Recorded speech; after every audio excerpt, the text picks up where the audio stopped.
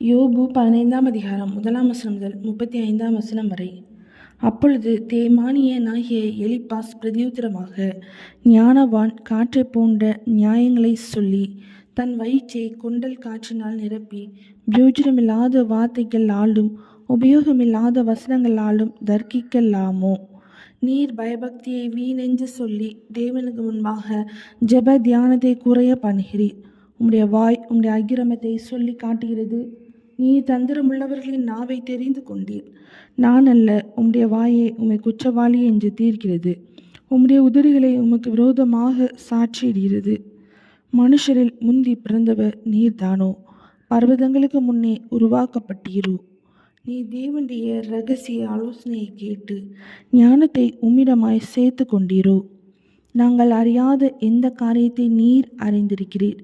எங்களுக்கு விளங்காத எந்த காரியமாவது உமக்கு விளங்கி இருக்கிறதோ? உம்முடைய தகப்பனை பார்க்கிலும் பெரிய வயதுள்ள நரைத்தோரும் விருத்தாப்பியரும் எங்களுக்குள் இருக்கிறார்களே. தேவன் அருளிய சொல்லி ஆறுதல்களும் உம்மோடே சொல்லப்படுகிற மிருதுவான பேச்சும் உமக்கு அற்ப காரியமாக இருக்கிறதோ?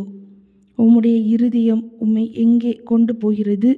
உம்முடைய கண்கள் நெறித்து பார்க்கிறது என்ன? தேவனுக்கு விரோதமாக உம்முடைய ஆவியை எழுப்பி உம்முடைய வாயிலிருந்து வசனங்களை புறப்பட பண்ணுகிறீர்.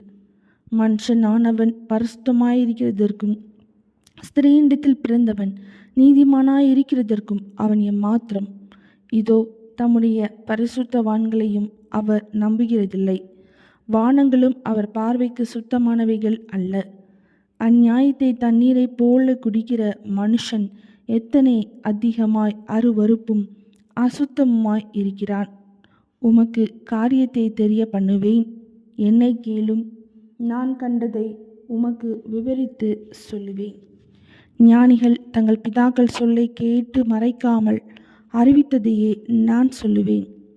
அவர்களுக்கு மாத்திரம் பூமி அளிக்கப்பட்டது. அந்நியர் அவர்கள் நடுவே கடந்து போக இடமில்லை. துன்மார்க்கன் உயிரோடு இருக்கிற நாளெல்லாம் துன்பத்தால் பாதிக்கப்படுகிறான். பலபந்தம் பண்ணுகிறவனுக்கு அவன் வருஷங்களின் தொகை மறைக்கப்பட்டிருக்கிறது. பயங்கரமான சத்தம் அவன் காதுகளில் துணிக்கிறது. அவன் சமாதானமாய் இருக்கையில் பாழாக்குகிறவன் அவன் மேல் வருவான்.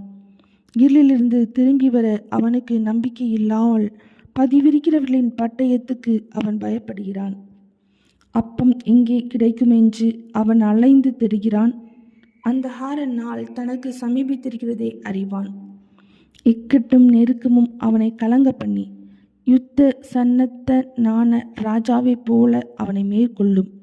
அவன் தேவனுக்கு விரோதமாக கை நீட்டி சர்வ வல்லவருக்கு விரோதமாக பராக்கிரமம் பாராட்டுகிறான். கடின கழுத்தோடும் பருத்த குமியிலுள்ள தன் கேடயங்களோடும் அவருக்கு எதிராக ஓடுகிறான். அவன் முகத்தை கொழுப்பு மூடியிருக்கிறது, அடிவயிறு தொந்தி விட்டிருக்கிறது. ஆனாலும் பாழான பட்டணங்களிலும் குடிபோன கற்குவியலான வீடுகளிலும் வாசம் பண்ணுவான். அவன் ஐஸ்வர்யவான் ஆவதும் இல்லை, அவன் ஆஸ்தி நிலைப்பதும் இல்லை. அப்படிப்பட்டவர்களின் செல்வம் பூமியில் நீடித்திருப்பதில்லை.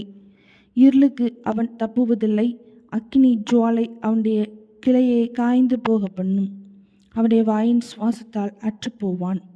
வழி தப்பினவன் மாயையை நம்பானாக. நம்பினால் மாயையே அவன் பலனாய் இருக்கும். அது அவன் நாள் வருமுன்னே அவனுக்கு பூரணமாய் பலிக்கும். அவனுடைய கொப்பு பச்சை கொள்வதில்லை.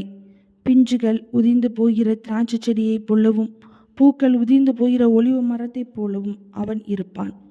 மாயக்காரரின் கூட்டம் வெறுமையாய்ப்போம். பரிதானம் வாங்கினவர்களின் கூடாரங்களை அக்கினி பட்சிக்கும். அப்படிப்பட்டவன் அநியாயத்தை கர்ப்பம் தரித்து அக்கிரமத்தை பெறுகிறான். அவர்கள் கர்ப்பம் மாயையை பிறப்பிக்கும் என்றான். யோபு 15ஆம் அதிகாரம் முடிந்தது.